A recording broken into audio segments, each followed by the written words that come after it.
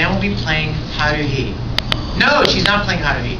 She's playing a girl who's come to the host club, and she's not really sure if she should drink this commoner's coffee because she thinks her dad might be mad. So is that Dad? Uh-oh, Dad's fucking. I can tell already. He's gonna kill me with his over, I'm sure. So, you know the scene I'm talking about? You know what to say? Okay, here we go. Ready? Look at the camera. Say your line. I think my father will get mad at me if I drink this tea. What if I let you drink it from my mouth?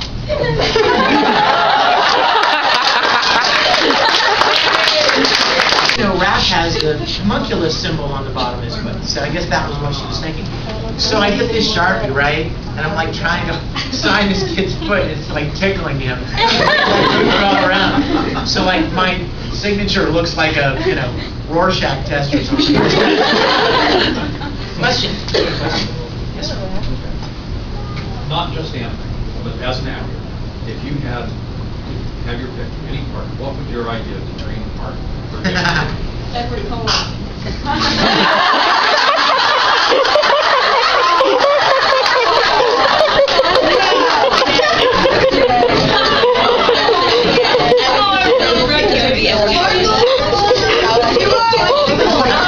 I'm waiting for somebody to... Yes, Armstrong. What?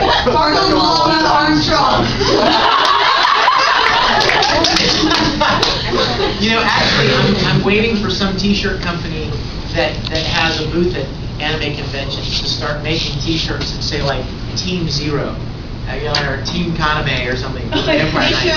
They should. But there was the Team Alucard vendor here. Oh yeah, Boo Alucard. Disgrace. I only say that to tease you guys because I really think it. No, actually, Crispin is just so we like to tease each other. I don't know. I'll be honest with you, and I hate to sound like a Star Trek nerd again, but I would absolutely love to play Captain Kirk. And in fact, and I don't know how many of you were in the panel yesterday, but this summer, I'm going to get probably as close as I'll ever get. There's an online web series called Star Trek New Voyages, and I'm become a regular part of their production. And this summer, we're shooting an episode that is a flashback episode when Captain Kirk was a cadet in the academy. There's a younger guy playing Kirk, and I'm going to be playing Kirk's father. I'm going to be playing George Kirk, and I am very excited. That's probably as close as I'll ever get to doing something like that. But that's not even so much because of the acting challenge. It's more because of my nerd quality, my geekdom, that I want to do something like that. But the chance to put on a uniform, and sit in the captain's chair and play Captain Kirk, oh my gosh. Anyway, question? Yes. How much milk do you drink? I currently drink more than yes, not as much as you. I love milk. You know what my favorite things are? Like, I love milk with... I'm one of those weirdos that I don't like to pour my milk on cereal because it makes the cereal soggy, unless you eat it super fast, right? And I love crunchy cereal. So I have my own little system. I pour the cereal in the bowl and leave it dry, and then I pour a glass of milk. And I basically will take spoonfuls of cereal, crunchy, and then I'll chase them with milk. So I mix it, you know, and my new obsession, or my current obsession, is Reese's Puffs. Oh my God, Reese's Puffs with milk to follow, yum. Or yeah, that's really good. Or like cookies, who cannot have like warm chocolate chip cookies with milk after? Oh my God. What is he doing? Who's killing children? That was mine. I'm guilty. Question. Yeah. He like kind of a two-part thing. Like estimated, estimated like 4 years ago now. Like, were you like? Has it been that long? Yeah, 2005 and 6. And so like. You said yesterday that you're happy to do it again, but like, are you kind of like surprised they brought another series in? Very surprised, pleasantly surprised, but very surprised. Yeah, let me tell you the story about that. When we finished Full Metal, we were all loving that show so much.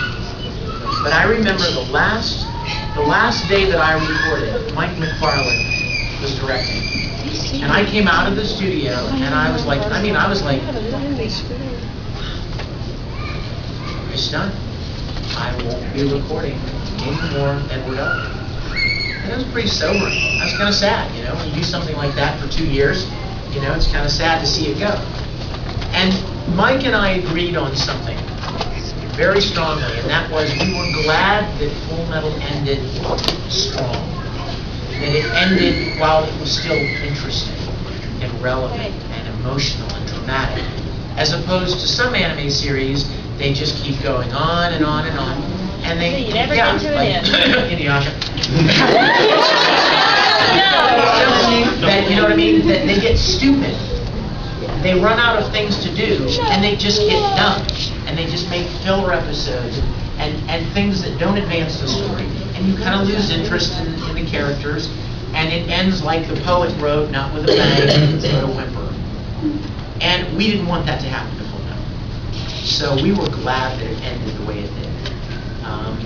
And didn't expect that there would ever be any more. In fact, I was at a convention with Seiji Mizushima, who is the Japanese director of Full Metal Alchemist.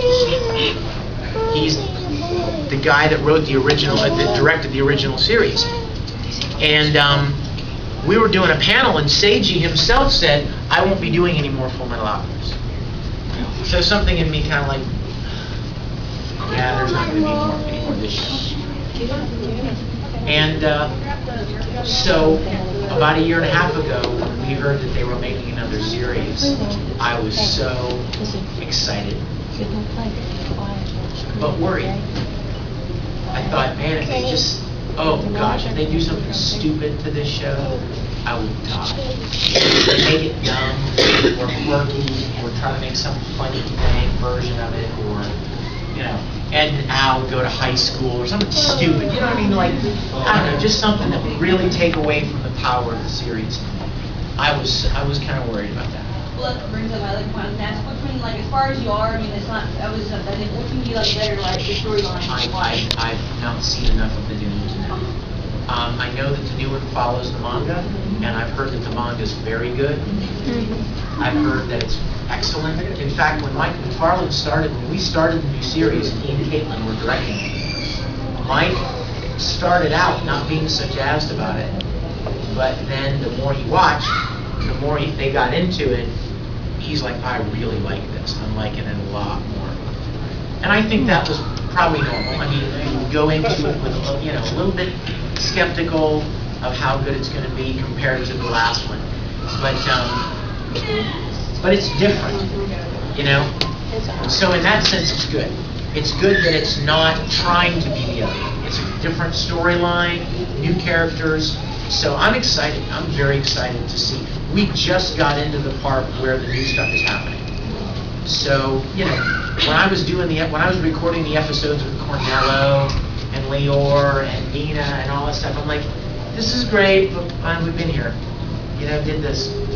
It just, it's like we're just doing it over. But they're getting through that stuff much quicker to get to the new stuff.